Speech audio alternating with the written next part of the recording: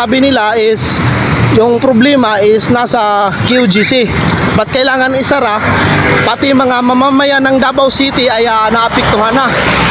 What's up mga kabanat? Good morning mga kabanat. Ayan mga kabanat, no? Daloy na naman tayo ng trapiko ngayon mga kabanat. So kung makikita nyo mga kabanat ay mabilis na ang daloy ng trapiko natin ngayon mga kabanat, no? Dahil yun nga mga kabanat ay nabuksan na yung Buhangin Road mga kabanat, no?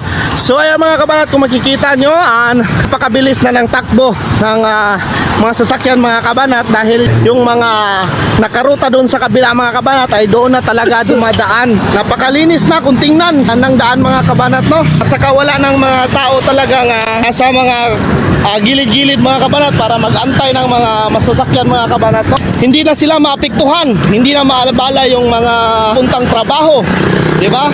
At saka yung mga motorista natin mga kabanat, ha?